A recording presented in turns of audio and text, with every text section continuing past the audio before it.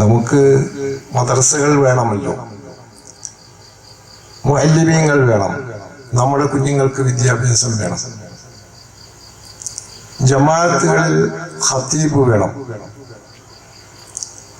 അങ്ങനെ പല കാര്യങ്ങളും പ്രാസംഗികന്മാർ വേണം. ഇതെല്ലാം ഈ ദർസ് കൊണ്ടാണ്. മുഅദ്ദിൻ വേണം, ഒരു ജമാഅത്തിന്റെ മുഅദ്ദിൻ വേണമല്ലോ, അതിന്റെ അസിസ്റ്റന്റ് മുഅദ്ദിൻ വേണം. ജമാഅത്തിലുള്ള മദ്രസകളിൽ വലിയ വലിയ മദ്രസകൾ നടക്കുന്നു, അവിടെയെല്ലാം മുഅല്ലിമീങ്ങൾ വേണം. പള്ളിയിലാണെങ്കിൽ ഖത്തീബ് വേണം, അസിസ്റ്റന്റ് ഖത്തീബ് വേണം. ഇതെല്ലാം എവിടെ കൊണ്ടാണ് ഉണ്ടാകുന്നത്? ഈ മുഅദ്ദിൻ ഉണ്ടാകുന്നത് എവിടെ കൊണ്ടാണ്? ഈ മുഅല്ലിമീങ്ങൾ ഉണ്ടാകുന്നത് എവിടെ കൊണ്ടാണ്? ഇതുപോലുള്ള അറബി കോളേജ് കൊണ്ടാണ്. അറബി കോളേജിൽ വന്ന് പഠിച്ച, ദർസിൽ വന്ന് പഠിച്ച് അവിടുത്തെ ഉസ്താദിന്റെ കഠിനാധ്വാനം, വലിയ ശ്രമം, അതിന്റെ പേരിൽ അവിടെ പഠിക്കുന്നവർ ഒരു വിഭാഗം മുഅദ്ദിനായി പോകുന്നു.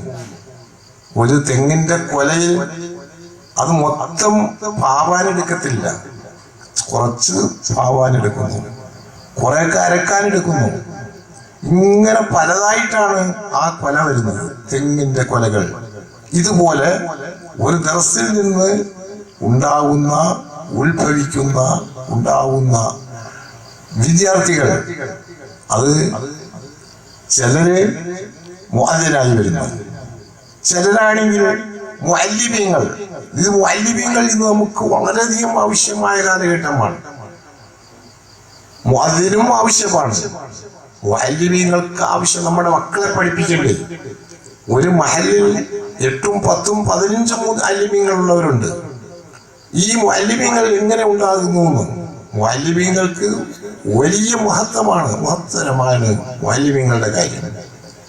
ഖൈറുന്നാസി വഖൈറു മൻ യംശി അലൽ അർദ് അൽ മുഅല്ലിമൂൻ. ഖൈറുന്നാസി, ജനങ്ങളിൽ വെച്ച് ഏറ്റവും ഖൈറായവർ, വഖൈറു മൻ യംശി അലൽ അർദ്, ഭൂമിയുടെ മേൽ നടക്കുന്നവരിൽ വെച്ച് ഏറ്റവും ഖൈറായവർ അൽ മുഅല്ലിമൂൻ, മുഅല്ലിമീങ്ങളാണ്, ദീൻ പഠിപ്പിക്കുന്നവരാണ്. ദീന് ലോകത്തിന് പഠിപ്പിച്ചു കൊടുക്കുന്ന മുഅല്ലിമീങ്ങൾ അവരാണ് ജനങ്ങളിൽ വെച്ച് ഖൈർ. റസൂലുള്ളാഹി സ്വല്ലല്ലാഹു അലൈഹി വസല്ലം പറയാണ്, ജനങ്ങളിൽ വെച്ച് ഖൈർ, ഭൂമിയിൽ നടക്കുന്നവരിൽ വെച്ച് ഖൈർ. എന്താ ഇതിന്റെ കാരണം? കുല്ലമാ ഖലിഖ ദീനു, ദീനൊന്ന് പഴയാൽ ജദ്ദദുഹു, ആ ദീനിനെ അവർ പരിഷ്കരിപ്പിക്കുന്നു, പുതുക്കുന്നു. ഇതാണ് അവരുടെ ജോലി. നബി സല്ലല്ലാഹു അലൈഹി വസല്ലം പറയുന്നു, ആതൂഹും, ആ മുഅല്ലിമീങ്ങൾക്ക് നിങ്ങൾ കൊടുക്കൂ, പണമുള്ളവർ കൊടുക്കൂ, സമ്പന്നര് അവർക്ക് കൊടുക്കൂ, പണക്കാർ അവർക്ക് കൊടുക്കൂ. വലാ തുഹജ്ജിജൂഹും, അവരെ നിങ്ങൾ കഷ്ടപ്പെടുത്തരുത്, പ്രയാസപ്പെടുത്തരുത്, ഞെരുക്കരുത്. അവർക്ക് വളരെയധികം ബുദ്ധിമുട്ടുകളുണ്ട്, അവരെ നിങ്ങൾ ഒരിക്കലും ഞെരുക്കരുത്. ഈ ദീനെ നിലനിർത്തിക്കൊണ്ടിരിക്കുന്നവരാണ് മുഅല്ലിമീങ്ങൾ. ഈ മുഅല്ലിമീങ്ങൾ നമുക്ക് ആവശ്യമാണ്, എല്ലാ മഹല്ലിലേക്കും ആവശ്യമില്ലേ? ഈ മുഅല്ലിമീങ്ങൾ എവിടെ നിന്നുണ്ടാകുന്നു? അതാണ് നാം മനസ്സിലാക്കേണ്ടത്. ഈ ദർസുകളിൽ നിന്ന്, ഈ ദർസിലേക്ക് ഈ മുഅല്ലിം ഇവിടെ ഇല്ല, ഈ മുഅദ്ദിൻ ഇവിടെ ഇല്ല, ഈ ഖത്തീബ്. എല്ലാ മഹല്ലിലും ഒരു ഖത്തീബ് വേണം, ഒരു അസിസ്റ്റന്റ് ഖത്തീബ് വേണം. ഈ ഖത്തീബായിട്ട് വരുന്ന, ഈ ആലിമായിട്ട് വരുന്ന, ഖത്തീബായി വരുന്ന, ഇറങ്ങുന്നതെല്ലാം എവിടെ നിന്ന് ഇറങ്ങി? അത് ഈ ദർസുകളിൽ നിന്നാണ് ഇറങ്ങിയത്. അതിന്റെ ശ്രമം, അതിന്റെ ഉസ്താദ് കഠിനാധ്വാനം ചെയ്ത്, ഒരു ഉസ്താദാണ്. ഒരു 10-20 പാഠങ്ങൾ ഉണ്ടാവും ഒരു ദർസിൽ തന്നെ. അവിടുത്തെ പാഠം ക്രമം അനുസരിച്ച് അവിടെ എഴുതി തൂക്കിയിട്ടുണ്ട്, പോയി നോക്കുമ്പോൾ കാണാം. ഒരു 10-20 പാഠമുണ്ട്.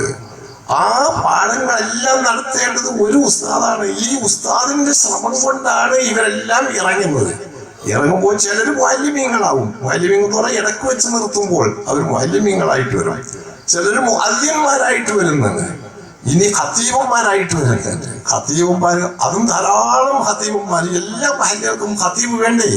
അപ്പൊ ഈ ദർസ് ഇവിടെ വേണം. ദർസില്ലെങ്കിൽ പിന്നെ എങ്ങനെയാണ് ഖത്തീബ് ആകുന്നത്? ഇവിടെ പ്രാസംഗികന്മാർ, ധാരാളം പ്രാസംഗികന്മാർ, ഇന്ന് ധാരാളം പ്രാസംഗികന്മാരുണ്ട്, വലിയ പ്രാസംഗികന്മാരുണ്ട്. ഈ പ്രാസംഗികന്മാരും എവിടെ നിന്നുണ്ടായതാ? ഈ ദർസിൽ നിന്നാണ് ഉണ്ടായത്. അത് നാം മനസ്സിലാക്കണം. ഈ പ്രാസംഗികന്മാർക്കൊക്കെ ഇഷ്ടംപോലെ കാശ് വരുന്നുണ്ട്. ഖത്തീബന്മാർക്കുണ്ട് കാശുകൾ ധാരാളം. എപ്പോഴാലും അവരുടെ പോക്കറ്റിൽ കാശാണ്. ഖത്തീബിന് എന്നും പരിപാടികൾ മനസ്സിലായി. അതേസമയം ഈ മുദരിസിന് 20 ദർസ് നടത്തുന്ന ഈ മുദരിസിന് ഇതൊന്നുമില്ല. പഠിച്ച അള്ളാഹിന്റെ വജഹിന് വേണ്ടി അവരങ്ങ് പ്രവർത്തിക്കുകയാണ്. അള്ളാഹിന്റെ വജഹിന് വേണ്ടി രാവിലെ മുതൽ അവര് ദർസ് തുടങ്ങി, സുബഹി മുതൽ അങ്ങ് ദർസ് തുടങ്ങിയാണ്. ദർസ് തുടങ്ങിയതിന് ശേഷം അസർ വരെയും ദർസ് നടത്തുന്നത്, അസറിന് ശേഷവും ദർസ് നടത്തുന്നത്, മഗ്‌രിബായി കഴിഞ്ഞാൽ പിന്നെ മഗ്‌രിബ് ഇശാഇന്റെ ഇടയിലും ദർസ് നടത്തുന്നു. പിന്നെയും അവര് ദർസ് നടത്തും. രണ്ടാം ദർസും അവർ നടത്തിക്കൊണ്ടിരിക്കാൻ. കാരണം 18ഓളം പാഠങ്ങളങ്ങ് ദിവസമാണ്. അതേസമയം ഞങ്ങൾക്ക് മന്നാനിയിലാണെങ്കിൽ 7 പീരീഡേ ഉള്ളൂ. പിന്നെ ചിലരെല്ലാം 9 ഒക്കെ നടത്തുന്നുണ്ട്. 7 പീരീഡിലെ നിർബന്ധമുള്ളൂ. അപ്പൊ അവർക്ക് അത്രയും വിഷമമില്ല, മനസ്സിലാകും. പക്ഷേ ഈ മുദരിസന്മാർക്ക് അതിനനുസരിച്ച് ശമ്പളമുണ്ടോ? ഒന്നുമില്ല. ഖത്തീബന്മാർക്ക് വലിയ ശമ്പളങ്ങളുണ്ട്. അതേസമയം വലിയ പ്രാസംഗികന്മാർക്ക് അതൊക്കെ ഇവരയച്ചതാണ്. ഈ ദർസിൽ നിന്ന് പഠിപ്പിച്ച് പാടുപെട്ട് കഷ്ടപ്പെട്ട് പഠിപ്പിച്ച് അയക്കുന്ന ആളുകളാണ്. അവർക്ക് വലിയ വരവൊന്നുമില്ല. പക്ഷെ ഈ പ്രാസംഗികന്മാരായ പിന്നെ ഈ കാളിമാര് ഒരു സ്ഥലത്ത് നിന്ന് ഇപ്പൊ വന്ന് വലിയ കാളിയുണ്ട്, ചെറിയ കാളി. ഈ കാളിയില്ല എവിടുന്നാ വന്നത്? ഈ ദർസിൽ നിന്നാണ് വന്നിട്ടാണ് ഈ കാളിമാരുണ്ടാകുന്നത്. ഇത് നാം മനസ്സിലാക്കണം സുഹൃത്തുക്കളെ. വലിയ പ്രതിഫലമാണ് ഈ ദർസ് നടത്തുന്ന ഈ ഉസ്താദന്മാർക്ക്. ചെറിയ പ്രതിഫലമല്ല, വലിയ അല്ലാഹു തആല അവർക്ക് കൊടുക്കാമെന്ന് വാഗ്ദാനം ചെയ്യണം. ഫൈനൽ ഇസ്തിഗാല ബിൽ ഇൽമി. ബഹുമാനപ്പെട്ട നബി റഹ്മത്തുള്ളാഹി അലൈഹി തന്റെ ആ കിതാബ് മിൻഹാജിന്റെ ആദ്യത്തിൽ പറയുന്ന അമ്മാ ബഅദ് ഫൈനൽ ഇസ്തിഗാല ബിൽ ഇൽമി. ഇൽമു കൊണ്ട് ജോലിയാകാൻ, അത് പഠിക്കുക, അത് പഠിപ്പിക്കുക, അതിനു വേണ്ടി ശ്രമിക്കുക, അതിനു വേണ്ടി ആര് സഹായം ചെയ്യുക, അതിനുവേണ്ടിയുള്ള കഠിനാധ്വാനം എന്ത് ചെയ്താലും അതെല്ലാം ഫൈനൽ ഇസ്തിഗാല ബിൽ ഇൽമി മിൻ അഫ്ളലി ത്വാഅത്ത്. ഇബാദത്തുകളിൽ വെച്ച് ഏറ്റവും ശ്രേഷ്ഠമായ ഇബാദത്താണ് ഏത്? ഇൽമു കൊണ്ട് ജോലിയാകാം. ഇത് ആരാ പറയുന്നത്? നബി റഹ്മത്തുള്ളാഹി. അദ്ദേഹം എത്ര ഗ്രന്ഥങ്ങളാണ് അദ്ദേഹം വിവാഹം ചെയ്യാൻ തന്നെ മറന്നുപോയിന്ന്. കാരണം ഗ്രന്ഥങ്ങൾ ഇങ്ങനെ ഉണ്ടാക്കി കുത്തുകൂട്ടുകയാണ്. ശറഹുൽ മുഹദ്ദബ് പോലുള്ള കിതാബുകൾ ഉണ്ടാക്കി അതിലില്ലാത്ത ഒരു മസേലയില്ല. എന്ത് മസേല നമുക്ക് അറിയണോ ശറഹുൽ മുഹദ്ദബ് നോക്കിയാൽ മതി. അങ്ങനത്തെ ശറഹുൽ മുഹദ്ദബ് വരെയും ഉണ്ടാക്കി. പക്ഷെ വിവാഹം ചെയ്യാൻ മറന്നുപോയി. അത്ര കഠിനാധ്വാനം ചെയ്ത വളരെയധികം പ്രതിഫലമുള്ള ഒരു കാര്യമാണ് ഈ ഇൽമു കൊണ്ട് ജോലിയാകാ എന്ന് പറയുന്നത്. പഴയകാലത്ത് ഇൽമു കൊണ്ട് ജോലിയാകാ എന്ന് പറയുന്നത് നമുക്കിപ്പോ ഒരു ഉദാഹരണം പറയാം. സുബഹി നമസ്കരിച്ച് കഴിഞ്ഞതിന് ശേഷം ഒരാള് റസൂലുള്ളാഹി സ്വല്ലല്ലാഹു അലൈഹി വസല്ലം പറയാണ്, ഒരാൾ ഔറാദിലായിട്ട് ഇരിക്കുകയാണെങ്കിൽ പടിഞ്ഞാറോട്ട് തിരിച്ചൊരു മുസല്ലയിട്ട് സുബഹി നമസ്കരിച്ച് കഴിഞ്ഞതിന്റെ ശേഷം ഔറാദായിട്ട് ഇരുന്ന് കഴിഞ്ഞാൽ ദിക്ർ ചൊല്ലിക്കൊണ്ടിരുന്ന് ദിക്ർ ചൊല്ലി ഒരു ഇജാസത്ത് വാങ്ങിച്ചിട്ട് ഇജാസത്തിനനുസരിച്ച് ചെയ്യാം, അതല്ലെങ്കിൽ ദിക്ർ ചെയ്തുകൊണ്ടിരിക്കാം. ഇങ്ങനെ ദിക്ർ ചെയ്തുകൊണ്ട് സൂര്യൻ ഉദിച്ച് 7 മുഴം ഉയരുന്നത് വരെ അങ്ങനെ ചെയ്താൽ, സൂര്യൻ ഉദിക്കുന്നത് എപ്പോഴെന്ന് നമ്മുടെ കലണ്ടറിൽ നോക്കിയാൽ അറിയാം. ഓരോ ദിവസവും സൂര്യൻ ഉദിക്കുന്ന സമയം കലണ്ടറിലുണ്ട്. അതിനുശേഷം ഒരു 20 മിനിറ്റ്, കൂടിയ 20 മിനിറ്റ്, 17 മിനിറ്റ് എന്നും പറയുന്നുണ്ട്. 20 മിനിറ്റ് വരെ ഇരിക്കുമ്പോൾ സൂര്യൻ ഉദിച്ച് 7 മുഴം, നമ്മുടെ ദൃഷ്ടിയിൽ 7 മുഴം ഉയർന്നിട്ടുണ്ട്. അതാണ് 20 മിനിറ്റ്. ആ 20 മിനിറ്റ് വരെയും ദിക്ർ ചെയ്തിരുന്നു കഴിഞ്ഞാൽ അയാളുടെ പ്രതിഫലം എത്ര? ഒരു ഹജ്ജ് ചെയ്ത കൂലി, ഒരു ഉംറ ചെയ്ത കൂലി. ഇന്ന് ഹജ്ജിന് എത്ര രൂപ ചെലവ്? 3-4 ലക്ഷം രൂപ വേണം ഇന്നൊന്ന് ഹജ്ജ് ചെയ്യാൻ. നമ്മൾ ഈ സുബഹി നമസ്കരിച്ച് പിന്നെ ഒരു ഉംറ 60,000 രൂപയാണ് ഒരു ഉംറ എന്ന് പറയുന്നത്. അപ്പോൾ അവിടെ ഇരുന്ന് നാം ചെയ്താൽ എത്രയുണ്ട്? സൂര്യൻ ഉദിച്ച് പിന്നെ 20 മിനിറ്റ് വരെയും ദിക്ർ ചെയ്തുകൊണ്ടിരുന്നിട്ട് ഇശ്റാഖ് നിസ്കാരമോ അല്ലെങ്കിൽ അതിന് സമയവുമായിട്ടുണ്ട്, ദുഹാ നിസ്കാരത്തിന്റെ സമയവുമായിട്ടുണ്ട്. നമസ്കാരം കഴിഞ്ഞാൽ അയാൾക്ക് എത്ര കൂലിയുണ്ട്? ഒരു ഹജ്ജ് ചെയ്ത കൂലി. അതിപ്പോ എന്താ, നമുക്ക് എല്ലാവർക്കും എടുക്കാവുന്ന കാര്യമാണ്. ദിവസവും സുബഹി നമസ്കാരം. അപ്പൊ ഓരോ ദിവസവും അങ്ങനെ ചെയ്താൽ ഒരു ഹജ്ജ് ചെയ്ത കൂലി കിട്ടുന്നു, ഒരു ഉംറ ചെയ്ത കൂലി കിട്ടുന്നു. ഇങ്ങനത്തെ കൂലിയുള്ള കാര്യം ഒഴിച്ചുകൊണ്ടാണ് മഹാന്മാരായ ആലിമീങ്ങൾ മുദരിസീങ്ങളായ ദർസ് ചെയ്യാൻ വേണ്ടി 1-ാം ദർസിലേക്ക് സുബഹി നമസ്കരിച്ച് സലാം വീട്ടി അതിന്റെ ദ്വാ കഴിഞ്ഞ് വന്നാൽ ഉടനെ തന്നെ ദർസിലേക്ക് കയറിയാണ് 1-ാം ദർസ്, ആദ്യത്തെ ദർസ്, ഫസ്റ്റ് ദർസ്. ആ ദർസ് എന്ന് പറഞ്ഞാൽ ഇതിനേക്കാൾ കൂലിയാണ്. ഈ ഒരു ഹജ്ജ് ചെയ്ത കൂലി, ഒരു ഉംറ ചെയ്ത കൂലിയാണല്ലോ ഈ അദ്കാറുള്ള, അതിനേക്കാൾ കൂലിയാണ് ഈ ദർസ് നടത്തിയാലുള്ള കൂലി. അതുകൊണ്ടാണ് അത് ഒഴിച്ചുകൊണ്ട് ദർസിലേക്ക് അവർ വരുന്നത്. മനസ്സിലായ? അത്ര കണ്ട് മഹത്തരമായ ഒരു അമലാണ് ഈ പറഞ്ഞ അമല്. ഈ ദർസ് കൊണ്ട് ജോലിയാകാ എന്ന് പറഞ്ഞ അമല് വലിയ പ്രതിഫലം കിട്ടുന്ന കാര്യമാണ്. ദർസ് കൊണ്ട് എപ്പോഴും ജോലി ആയിക്കൊണ്ടിരിക്കുക. ബഹുമാനപ്പെട്ട നമ്മൾ അബൂ ഹനീഫ ഇമാമിന്റെ ദർസിൽ പഠിച്ചുകൊണ്ടിരുന്നതാണ് അബൂ യൂസുഫ് റളിയല്ലാഹു അൻഹു. അബൂ യൂസുഫ് വലിയ ആളാണ്, ഒരുപാട് ഓതി. അബൂ ഹനീഫയുടെ തുല്യം അബൂ ഹനീഫ എന്ന് പറയും. അബൂ യൂസുഫ് എന്ന് പറയുന്നത് അബൂ ഹനീഫ തന്നെയാണ്. അബൂ ഹനീഫ പോലെയാണെന്നാണ് പറയുന്നത്. പക്ഷെ മുബാലകത്തിന് വേണ്ടി പറയില്ല. അബൂ ഹനീഫ തന്നെ ഒരു വ്യത്യാസവുമില്ല, തമ്മിൽ ഒരു വ്യത്യാസവുമില്ല. അത്ര കണ്ട് വലിയ ആളായ ആളാണ് ആര്? ഈ അബൂ യൂസുഫ് റളിയല്ലാഹു അൻഹു. അദ്ദേഹത്തിന്റെ അബൂ ഹനീഫ ഇമാമിന്റെ ആ ദർസിൽ അബൂ യൂസുഫ് പഠിച്ചുകൊണ്ടിരിക്കുകയാണ്. അപ്പോഴാണ് ഒരാള് വരുന്നത് അബൂ യൂസുഫിനെ വിളിക്കാൻ. ഒരാൾ പുറത്തു നിന്ന് കൈയടിച്ച് പറയുന്നു, ഒന്ന് പുറത്തേക്ക് വരണം.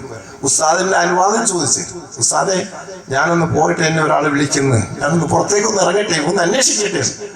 അനുവാദം കൊടുത്തു. പുറത്ത് ചെന്നു. ചോദിച്ചപ്പോ എന്താ വിഷയം? അത് നിങ്ങളുടെ മകൻ മരണപ്പെട്ടു പോയി. അബൂ യൂസുഫിന്റെ മകൻ മരണപ്പെട്ടു, വീട്ടിലേക്ക് വിളിക്കുന്നു, ഉടനെ വരണം, ഒട്ടും താമസിക്കാൻ പാടില്ല. കാരണം മയ്യത്ത് പരിപാലനം ചെയ്യണം, പിന്നെ ഖബറ് വെട്ടണം, കുളിപ്പിക്കണം, അതിന്റെ നിസ്കരിക്കണം, മയ്യത്ത് മറമാടണം. ഇത്രയുള്ള അത്യാവശ്യമായ കാര്യമാണ്, നിങ്ങൾ വരണം എന്ന് പറഞ്ഞപ്പോൾ അദ്ദേഹം ഒരു നിമിഷം ഒന്ന് കേട്ട ഉടനെ ഇന്നാ ലില്ലാഹി വ ഇന്നാ ഇലൈഹി റാജിഊൻ എന്ന് പറയും. മകൻ മരിച്ചതല്ലേ, ഇന്നാ ലില്ലാഹി വ ഇന്നാ ഇലൈഹി റാജിഊൻ എന്ന് പറഞ്ഞു. പിന്നെ ഉടനെ തന്നെ അദ്ദേഹം ചിന്തിച്ചു, ഏതായാലും മകൻ മരിച്ചുപോയി, പക്ഷെ എന്റെ ദർസ് ഈ പാഠവും മുടങ്ങിയാലോ എന്ന്. അപ്പൊ രണ്ടും നഷ്ടപ്പെട്ടു. അതുകൊണ്ട് പറയണം അയാളോട്, വന്ന ആളോട് പറയണേ, നിങ്ങൾ ചെന്നിട്ട് നിങ്ങൾ എല്ലാവരും കൂടി ആ മയ്യത്ത് പരിപാലനവും സംസ്കരണവും ഇതെല്ലാം ചെയ്യും, നമസ്കരിക്കലും എല്ലാം നിങ്ങൾ തന്നെ ചെയ്യും. ഇത് കഴിഞ്ഞ് പാഠങ്ങളെല്ലാം കഴിഞ്ഞ് വൈകുന്നേരം സമയം വരുമ്പോൾ ഞാൻ വരാം എന്ന് പറയാണ്. കാരണം എൽമിന്റെ മഹത്വം, ഈ എൽമ ഒരു പാഠം നഷ്ടപ്പെടും. മകൻ ഏതായാലും മരിച്ചില്ലേ, ഇനി ഈ മകനും മരിച്ചു, നമ്മുടെ ഈ പാഠവും നഷ്ടപ്പെട്ടാലോ, എനിക്ക് രണ്ടും നഷ്ടപ്പെട്ടാലോ. ഇതാരാ പറയുന്നത്? അബൂ യൂസുഫാണ് പറയുന്നത്. അബൂ യൂസുഫ് അബി ഹനീഫ എന്നല്ല, അബൂ ഹനീഫ പോലെ എന്നല്ല, അബൂ ഹനീഫ എന്നാണ് പറഞ്ഞേക്കുന്നത്. അത്ര കണ്ട് വലിയ മഹാനായ ഷെയ്ഖാനിയായ അബൂ ഹനീഫ ഇമാമിന്റെ അതിന്റെ കീഴിലുള്ള ഷെയ്ഖാനിയിൽപ്പെട്ടതാണ് അബൂ യൂസുഫ് മുഹമ്മദ്. നമ്മുടെ ഷാഫി മദ്ഹബിന്റെ ഷെയ്ഖാനിയാണല്ലോ ബഹുമാനപ്പെട്ട നബി ഇമാം, റാഫി ഇമാം എന്നതുപോലെ തുല്യമായ ആളാണ്. ആ മഹാനാണ് പറയുന്നത്, മകൻ മരിച്ചുപോയി, ഇനി ഏതായാലും എനിക്കത് കിട്ടത്തില്ല, പക്ഷെ എന്റെ പാഠവും മുടങ്ങിയാലോ. അത്ര കണ്ട് മഹത്തരമായ ഈ ദർസ് എന്നുള്ള കാര്യം. ഇൽമു പഠിക്കാം, ഇൽമു പഠിച്ചിട്ട് ഷെയ്ഖാനി ആയില്ലേ, അതും ദർസിൽ കൂടിയല്ലേ. അബൂ ഹനീഫ റഹ്മത്തുള്ളാഹി അലൈഹിയുടെ ദർസിൽ കൂടിയല്ലേ. ബഹുമാനപ്പെട്ട കുട്ടി മുസ്ലിം, ഇത് എല്ലാവർക്കും അറിയാവുന്ന കേസാണ്. പലപാടുള്ള കുട്ടി മുസ്ലിം ആ വലിയൊരു ബാഖിയാത്തു സാലിഹാത്ത് വളരെയധികം കാലം പ്രിൻസിപ്പളായിരുന്ന ആളാണ്. അദ്ദേഹത്തിന് പിന്നെ അവസാനം സുഖമില്ലാതെ അദ്ദേഹം നാട്ടിലേക്ക് വന്നു. അദ്ദേഹം അവിടെ നിന്ന് സുഖമില്ലാതെ പോന്നതാണ്. അങ്ങനെ നാട്ടിൽ വന്നു. അദ്ദേഹത്തിന്റെ മകൻ അവിടെ പഠിച്ചുകൊണ്ടിരിക്കുകയാണ്. അതോടുകൂടി തന്നെ മകൻ പഠിക്കുന്നുണ്ട്. അദ്ദേഹം നാട്ടിൽ വന്നപ്പോ അദ്ദേഹത്തിന് അസുഖം കൂടി. കുറച്ച് നാൾ കഴിഞ്ഞപ്പോൾ അസുഖം കൂടി. അപ്പോൾ മക്കൾ, അദ്ദേഹത്തിന്റെ കുടുംബത്തിൽപ്പെട്ട ആളുകൾ പറഞ്ഞു, മകനെ വിളിക്കണ്ടേ, നിങ്ങൾക്ക് അസുഖം കൂടുതലാണല്ലോ. ആരോടായി പറയുന്നത്? കുട്ടി മുസ്ലിയാർ. എൽമിനെ പറ്റി അറിയാവുന്ന ആൾക്കല്ലേ ഇതിനെ പറ്റി അറിയാവൂ. കുട്ടി മുസ്ലിയാർ വെല്ലൂരിൽ ബാഖിയാത്തു സാലിഹാത്തിൽ പ്രിൻസിപ്പളായിരുന്ന കുട്ടി മുസ്ലിയാരായി പറയുന്നത്. കുട്ടി മുസ്ലിയാർ പറയുന്നത്, മകനെ വിളിക്കണ്ട, എനിക്ക് അസുഖം കൂടുതലാണെങ്കിൽ കൂടിക്കോട്ടെ, ഞാൻ മരിച്ചോട്ടെ, മരിച്ചാൽ ഞാൻ സ്വർഗത്തിൽ വെച്ച് എന്റെ മകനെ ഞാൻ കണ്ടോളാം, അവന്റെ പാഠം മുടങ്ങാൻ ഞാൻ അനുവദിക്കത്തില്ല എന്ന് കുട്ടി മുസ്ലിയാർ. വലിയ പണ്ഡിതനല്ലേ. ആ കുട്ടി മുസ്ലിയാരാ പറയുന്നത്, വിളിക്കണ്ട, ഞാൻ ഒരു പക്ഷേ ഈ ലോകത്താൽ അങ്ങ് മരിച്ചു പോകും. പക്ഷെ അദ്ദേഹം മരിച്ചുപോയി. മരിച്ചിട്ട് ഈ ദുനിയാവിൽ വെച്ച് കാണാൻ സാധിച്ചില്ല. പക്ഷെ അദ്ദേഹം പറഞ്ഞു, ഞാൻ സ്വർഗത്തിൽ വെച്ച് മകനെ കാണാം. ഇത്രയും വളരെയധികം മഹത്തരമായ ഒരു കാര്യമാണ് ഈ ദർസ് എന്ന് പറയുന്നത്. ഈ ദർസിന് വളരെയധികം കഷ്ടപ്പെടുന്നത് കൂടുതലും, പിന്നെ അതിനുവേണ്ടി ഫലം ധാരാളം ആളുകൾ ചെലവഴിക്കുന്നു. അതിനൊക്കെ വലിയ കൂലിയാണ് അവർക്കുള്ളത്. ഇതിന് വളരെ ത്യാഗം ഈ ഉസ്താദന്മാരാണ്. ഈ ഉസ്താദന്മാരെ നിങ്ങളെല്ലാവരും വേണ്ടതുപോലെ, കാരണം അവർക്ക് വരവ് കുറവാണ്.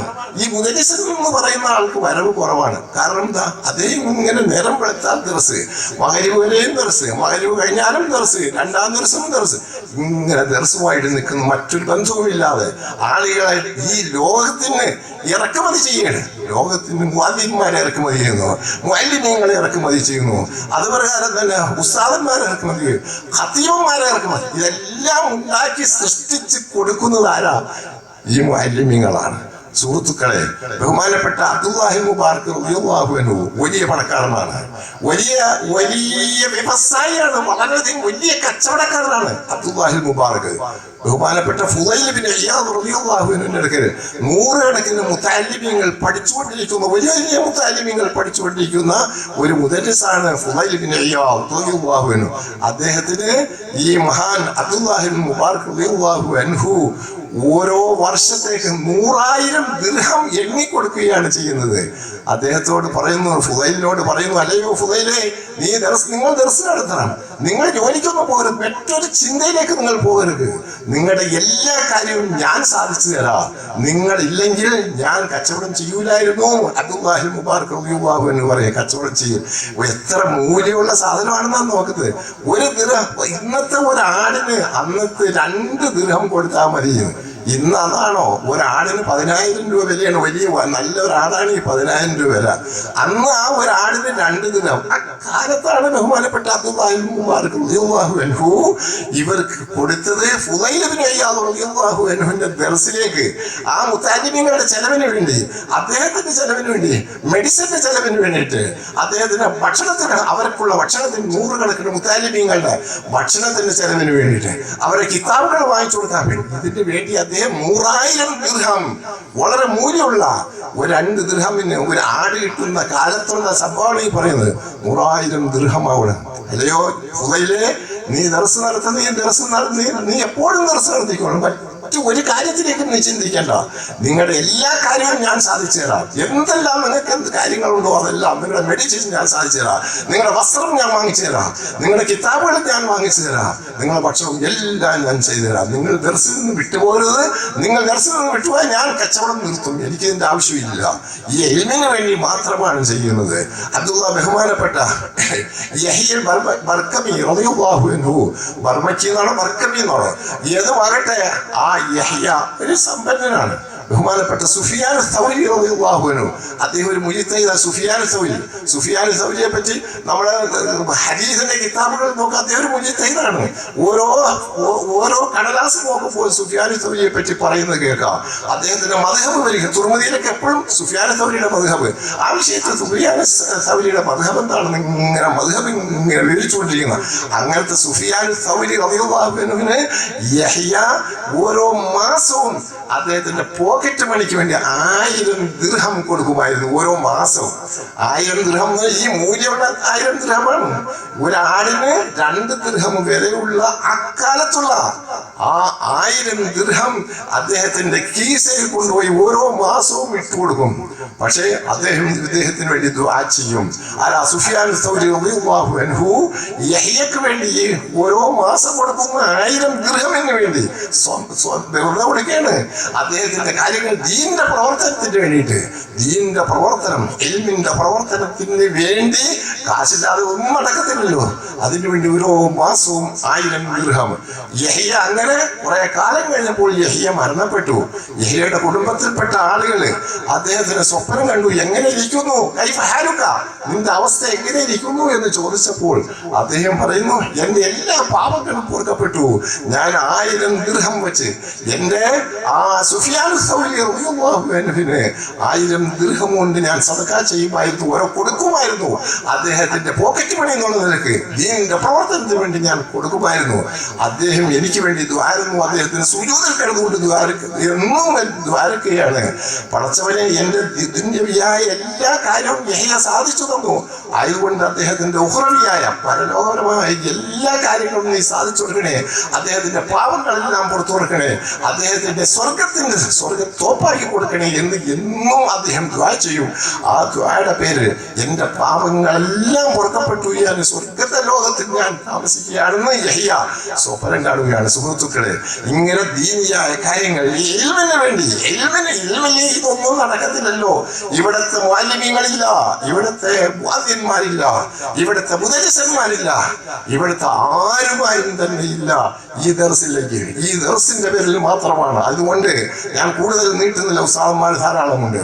നിങ്ങളെല്ലാവരും വളരെയധികം മറ്റേ അതിന്റെ വരുമാനം ഇതിലേക്ക് തിരിക്കണമെന്നൊക്കെ പറയുന്നു. പക്ഷെ അതൊന്നും പോരാ. നിങ്ങൾ ഈ നാട്ടുകാര് ദീനിനോട് വലിയ കൂറുള്ള ആളുകളാണ്, സ്നേഹമുള്ള ആളുകളാണ്. അതുകൊണ്ടാണല്ലോ ഈ സ്ഥാപനം 19 കൊല്ലമായിട്ടും ഈ സ്ഥാപനങ്ങൾ ഇങ്ങനെ ഒരു പൂർണ്ണം കേൾക്കാതെ ഈ സ്ഥാപനം ഇങ്ങനെ മുന്നോട്ട് കുതിക്കുകയാണ്. അതുകൊണ്ട് ഈ പഠിക്കുന്ന വിദ്യാർത്ഥികൾക്ക് വേണ്ടി, വിദ്യാർത്ഥികൾക്കും ഉസ്താദന്മാർക്ക് വേണ്ടി എല്ലാ സഹായങ്ങളും നിങ്ങൾ ചെയ്യണം. ഇതിന് ഇപ്പൊ 40 കൊല്ലം ആകാൻ പോവുകയാണ്. ഇനിയും അല്ലാഹു സുബ്ഹാനഹു വ തആല ഖിയാമത്ത് നാൾ വരെ ഈ സ്ഥാപനത്തെ അല്ലാഹു നിലനിർത്തി തരുമാറാകട്ടെ. നൂറുകണക്കിന് ആയിരക്കണക്കിന് വിദ്യാർത്ഥികൾ, മുതഅല്ലിമീങ്ങൾ, ആലിമീങ്ങൾ ഇവിടെ നിന്ന് പഠിച്ചെടുക്കാൻ അല്ലാഹു തൗഫീഖ് ചെയ്യുമാറാകട്ടെ.